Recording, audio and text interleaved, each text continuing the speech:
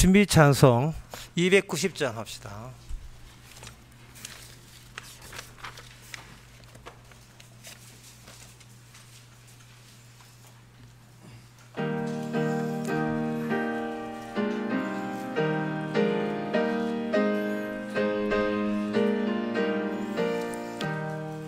괴로운 인생길 가는 몸이 평안히 쉴 것 아주 없네.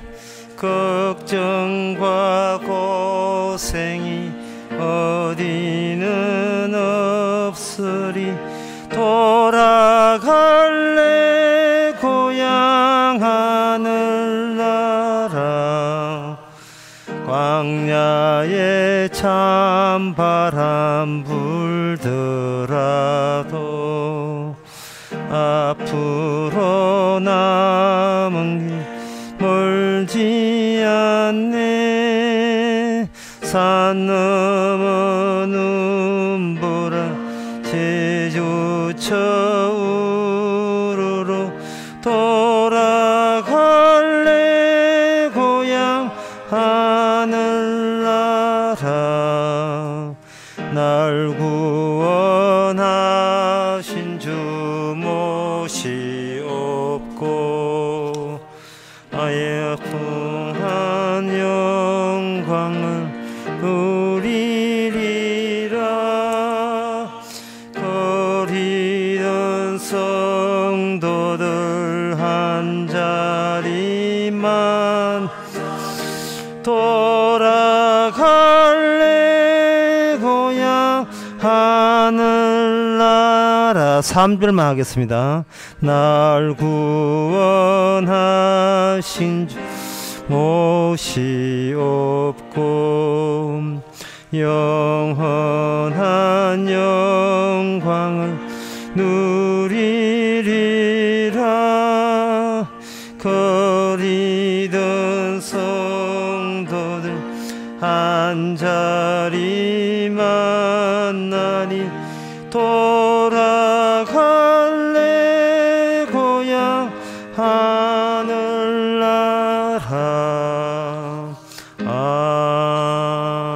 아멘. 다같이 묵도함으로 오후 예배를 함께 드리겠습니다.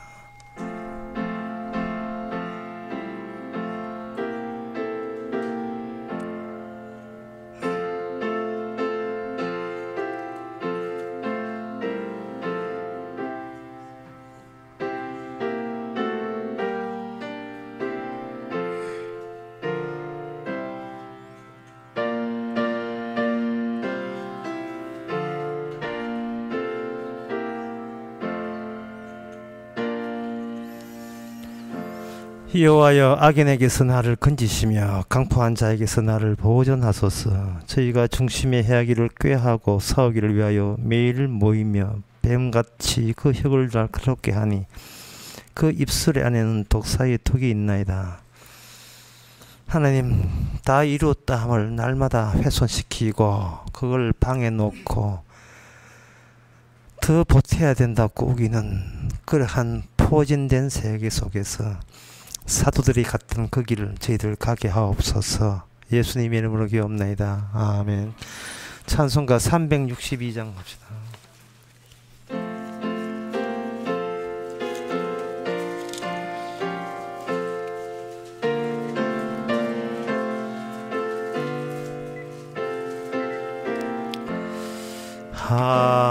하나님이 말씀하시기를 내 맘을 나에게 바치어라. 너 어디 있든지 날 섬기며 기쁘게 날 항상 의지하라. 바치어라 내 마음을. 주께서 나에게 이러시네. 캄캄한 죄에서 불러내신 주께서 널 인도하시리라. 구주께서 말씀하시기를 내 맘을 나에게 바치시고 사악한 죄에서 벗어나라. 나 어찌 널 구원하겠느냐.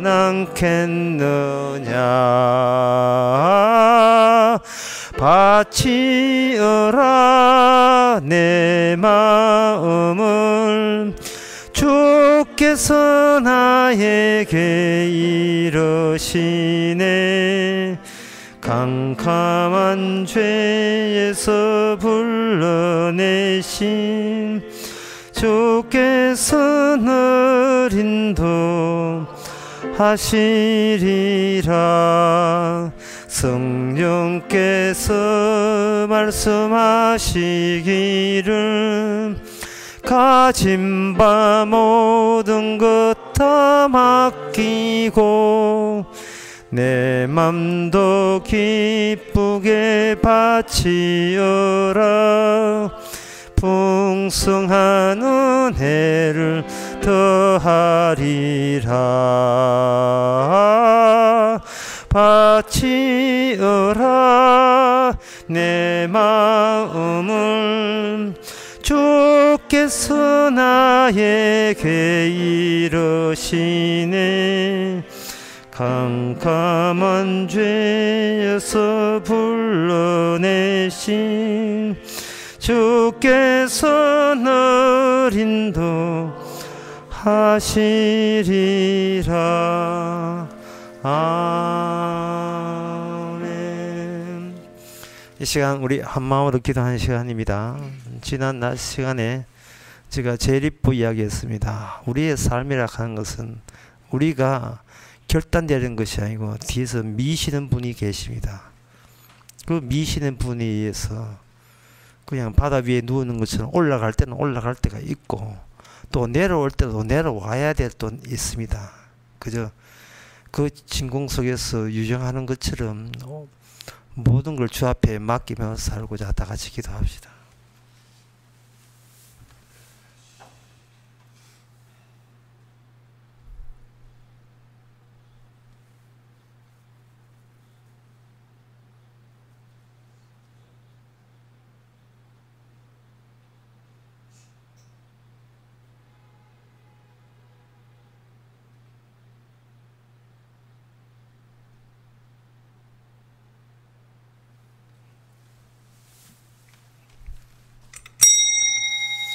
하나님 아버지, 나의 목적이 화근이 되었습니다.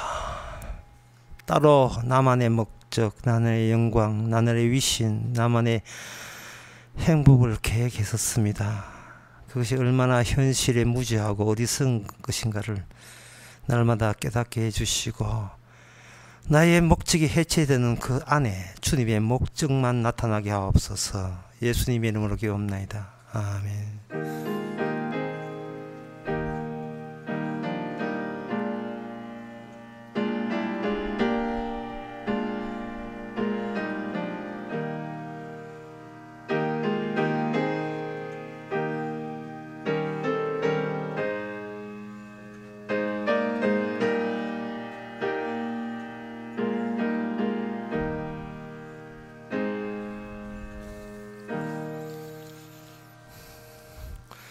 하나님의 말씀은 신명기 28장 11절에서 14절까지입니다.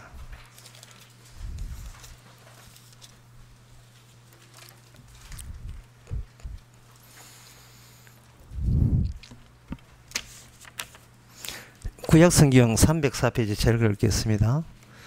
여호와께서 내게 주리라고 내 열조에게 맹세하신 땅에서 내게 복을 주사 내 몸의 소생과 육체의 새끼와 토지의 소산으로 많게 하시며 여호와께서 너를 위하여 하늘의 아름다운 복을 열어서 내 땅에 때를 따라 비를 내시고 내 손으로 하는 모든 일에 복을 주시리니 너가 많은 민족에 꾸어줄지라도 너는 꾸지 아니할 것이요 여호와께서 너로 머리가 되고 꼬리가 되지 않게 하시며 위로만 있고 아래에 있지 않게 하시리니 오직 너는 내게 오늘날 내게 명하는 내 하나님 여호와의 명령을 듣고 지켜 행하며 내가 오늘날 너에게 명하는 그 말씀을 떠나 좌로나 우로나 치우치지 아니하고 다른 신을 따라 섬기지 아니하면 위와 같으리라. 아멘.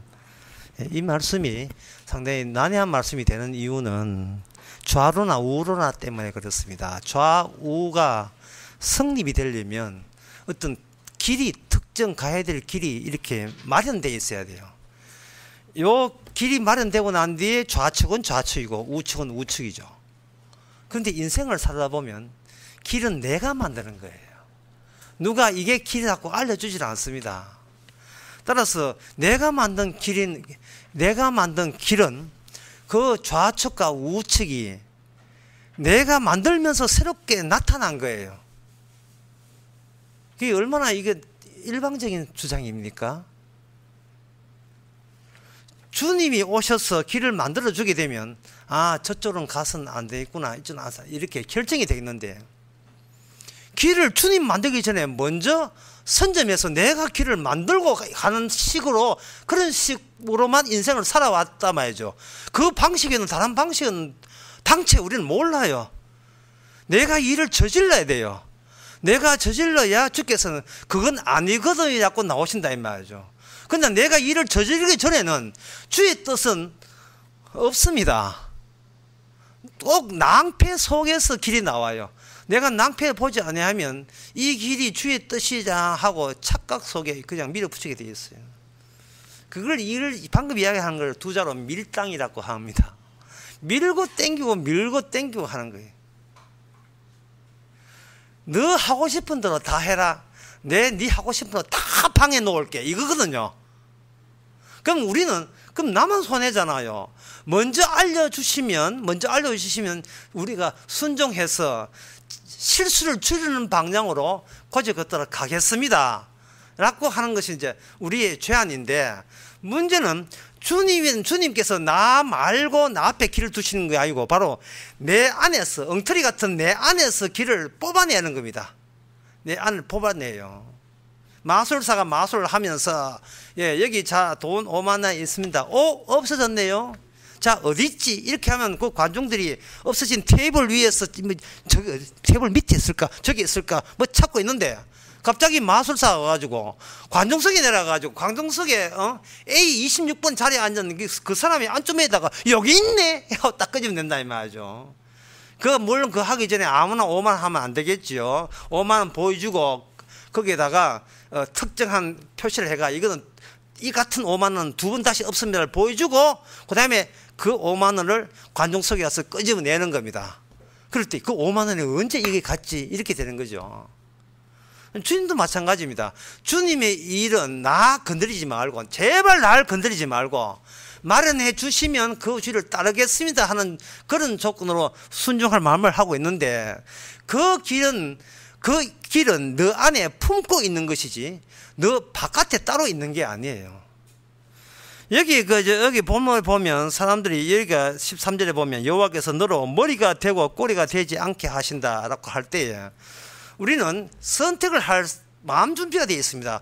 자 보자 어느 게 꼬리고 어느 게 꼬리곰탕이고 어느 것이 돼지 머리고 여기냐 이제 그 해가지고 그래 난 머리를 선택했어 그래 결심했어 자 이렇게 나오잖아요 말이죠.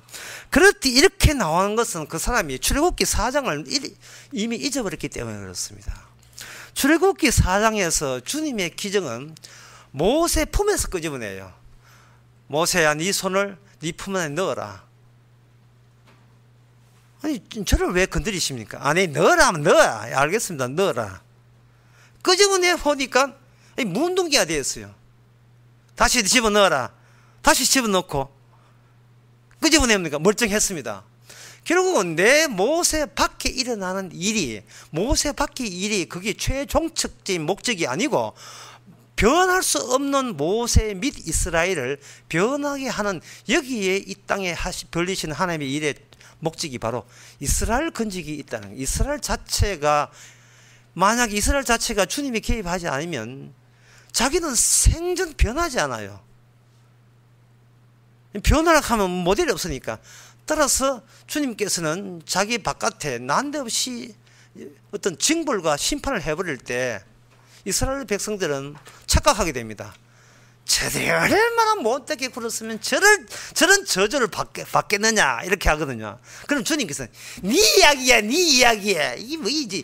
주제 파악. 너 이야기라니까. 저 저주에 너는 한통속이었어. 그런데 그 저주의 불구덩이, 지옥구덩이에서 내가 거기에 참여했기 때문에 내 이름으로 너희는 지옥에서 천국으로 벗어났느니라. 그렇게 되면 개인 구원이 주의 일의 목적이 아니고 그 이동하는 과정 속에서 개입하신 그 모습을 영원히 찬양하고 감사하는 그 동네가 바로 천국이라는 겁니다. 제가 지난번에 누가 이야기하면서 그런 이야기 했거든요. 당신 나라 갈래요? 예수님 나라 갈래요? 당신 나라 가고, 죽어서 당신 나라 가고 싶습니까? 예수의 나라 가고 싶습니까? 그게 뭐 예수님 나라죠. 그런데 왜 당신은 당신을 포기할 줄 몰라요? 당신의 꿈과 기대와 미래를 왜 포기 못합니까? 지금 당신이 지금 엉뚱한 나라로 가고 있어요. 이런 식으로 가면 그 당신 나라 되는 거예요. 당신 나라. 그 당신 나라가 바로 입만 사는 부자나 지옥이라니까. 나사로가 앞에 부자가 지옥 가도 뭐 말이 많아요. 어떻게 나사로를 보내셔서 어떻게 물 한 방울 주시옵소서. 하여튼 입만 동독돼 있어요. 그게 지옥이 땅 나라가 지 나라예요. 지 나라. 자기 나라니까요. 변화는 우리 힘으로 변화가 일어날 수 없습니다. 우리 앞에 터지는 그 사건이 나와 연루되었음을 우리는 받아들여야 돼요. 연루되었음을. 그들처럼 구원 안 받는, 그들처럼 지옥 안 간다고 좋아하지 마시고, 누구십니까? 저들을 저렇게 만든 거. 그러니까 누구십니까? 저렇게 만든 분 누구십니까가 우리를 구원하신 분이거든요. 그렇다면 우리가 분리되는 그들이라는 그들이 사실은 우리하고 차이 나지 않아요. 이게 이제 그 복음 전거에서 제일 어려운 부분입니다. 저놈은 나쁜 짓 해서 벌 받고 우리는 복음 믿어서 구원받다. 이래 분류가 되면 안 되고, 저들이 하는 짓이 지금 내가 하는 짓과 일치되고, 따라서 인간 대 인간의 자질과 능력의 차이는 전혀 구원의 차이가 아니에요. 그런데 차이라면 차이는 주님이 본인이 갖고 있어요. 그 차이는 내놓을 때까지 몰라요. 누가 구원받을지 누가 지옥 갈지 그거는 우리끼리 비교하거나 알 수가 없게 만들어버려요. 따라서 불신자에게 주어지는 그 일은 인간의 눈으로 봐서 알 수 없는 요소들로 심판을 하기 때문에 벌받아서 심판받는 소리는 일체 해서는 안 된다 이 말이죠. 그건 우리가 이미 상식적으로 알잖아요. 선악과 따먹었으니까 나쁜 데서 벌받고 착한 복 받는다. 이미 안다면 그런 식으로 구원이 된다면 그 사람 자기 자신은 변화되지 않는 겁니다. 그거 말고 다른 거예요. 그거는 이스라엘 백성들 몰랐어요. 누가 아느냐? 모세도 몰랐습니다. 모세가 하나님과 동행하면서 그 과정 속에서 새롭게 알게 된 겁니다. 저쪽을 치는 것과 모세 본인을 치는 것과 동일한 침이고 동일한 파괴라는 사실을 모세가 받아들입니다. 누가 감히 구원하신 하나님 앞에 누가 감히 설이요? 아무도 설 자격은 애초부터 그들에게 없었다는 것이 확정되는 겁니다. 그래서 오늘 본문에서 복을 받는다 할 때 복 좋아하지 마시고 이렇게 생각하십니다. 자신의 우리의 죽음이 선행되어야 된다는 거예요. 구원받은 사람은 죽음 속에서 구원받은 사람이지 멀쩡한 채 구원받은 사람이 없습니다. 죽음은 모든 것을 카오스, 혼란으로 몰아넣습니다. 너, 나라는 그것이 이 개념이 있기 이전의 상태로 돌리는 거예요. 너, 나가 있어버리면 인간의 모든 행동은 어떻게 합니까? 물으시면 간단해요. 너, 나가 있어버리면 거기서 반드시 공통적으로 나오는 게 있습니다. 그게 뭐냐? intention, 의도라는 거예요. 의도입니다. 인간의 모든 의미는 내 의미에 이미 붙잡혀 있어요. 애하고 엄마하고 시장 가가지고 엄마 저거 사줘 라고 할 때는 자기한테 의미가 된다고 여기서 그런 의도를 나타내는 겁니다. 항상 인간은 생각이라 하는 것은 그냥 곱게 나온 것이 아니고 의도를 가지고 나온다. 그 단순한 이야기를 철학에서는 현상학이라고 합니다. 후스르의 현상학이 바로 그 이야기예요. 인간은 의도 없는 행동은 나오지 않는다. 그럼 의도는 어디서 나오는가? 의도를 조정하거나 이거는 우리의 소관이 아니다. 그건 초월적인 문제다. 이거 이야기가 되게 히트쳤어요. 현상학이라는 거. 모든 진리는 가짜다는 겁니다. 왜? 그 안에 본인의 의도가 담기기 때문에 가짜다. 그 사람한테는 진리고 나머지는 진리 아니다. 요거 이야기한 거예요. 현상이라는 것이 현상 해가지고 현상 사진 찍는 거지 사진뿐만 아니라 현상선을 말하는 게 아닙니다. 따라서 주님께서는 자기 백성을 데려갈 때 모든 의도를 다 끄집어내면서 그 사람들의 자신의 본성은 뭐로 구성되었는가를 되돌려보게 하는 겁니다. 그러면 그 의도를 어떻게 끄집어내냐? 자, 이스라엘 백성아 모여라.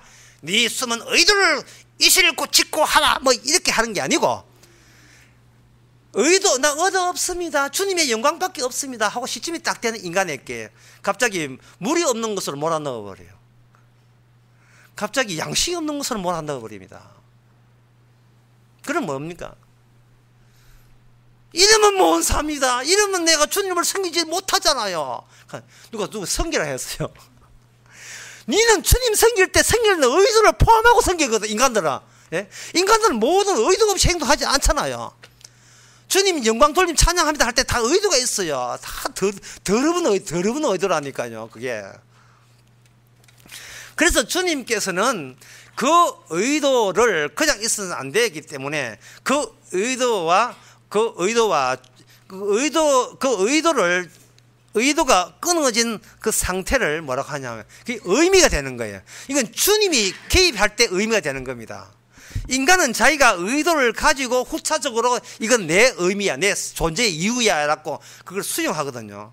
근데 주님께서는 인간이 의도를 통해서 나오는 의미 말고 저부터 어린 양을 보낼 때부터 하나님이 개입할 때부터 하나님 고유의 하나님만 아는 의미를 그들에게 심어줘 버립니다. 그러면 이 두 층이 겹치게 돼요. 겹치가 맨날 싸워요. 나의 의도와 주님의 의미와 이게 한순간도 이거는 조용할 데가 없어요. 늘 이게 투쟁하게 되어 있습니다. 근데 그 투쟁할 때 그 투쟁과 그 쟁투와 다툼이 그게 무의미한 게 아닙니다. 거기서 복이라는 것이 과연 내 행함으로 복 받느냐 아니면 동행하시는 분으로 복이 오느냐 그것을 늘 깨닫게 됩니다. 내 행함으로 복을 받을 경우에는 그 복이 나의 의도와 합치된다고 오해하게 되지만 내 행함이 아니고 주님의 동행하신 분으로서 만약에 복이 주어진다면 저 아니에요. 이런 복 받을 적이 없어요. 이렇게 손살에 치면서 살아가게 되는 거예요. 손 차면서. 어제 잘 때 시원했거든요. 주님 이런 복을 주시면 아닙니다. 지금 가을 안 됐어요. 왜래요? 근데 지금 열대야 돼야 돼요. 35도 돼야 됩니다. 오늘 또 밤잠 몸 자가지고 둥글다가 2시간 자고 나와야 됩니다. 오늘 왜 이렇게 시원해요? 주님 뭐 잘못된 거 아닙니까? 이렇게 살아가는 사람 못 봤습니다. 일단 콜 받으면 줄 거면 콜 받고 이 두 개 더 받고 이런 식이 된단 말이죠. 자, 오늘 보면 어렵다는 말은 여기 축복부터 먼저 나오니까 하나님께서 그들을 이제 계속 오해케 하는 거예요. 뭐라고 되어 있냐 하면은 네가 머리가 되고 꼬리가 되지 않다 할 때에 덥석 무능도예요. 그렇지 좋으신 하나님이 그렇게 좋은 복 줄 줄 알았어요. 제가 원래 이거 원했어요. 머리가 되지 않고 꼬리가 또 되지 않고 머리가 되는 거 이거 원했습니다. 이렇게 나온다 이 말이죠. 성경 말씀을 주는 것은요, 율법을 주는 것은 내 속에 율법을 못 지키는 어떤 요소가 있는지를 발견하기 위해서 도구로 율법을 주는 거예요. 여러분들이 만약에 호텔에 가서 고급 식당에서 스테이크를 시킬 때 기본적으로 쟁반 주고 포크와 나이프 주잖아요.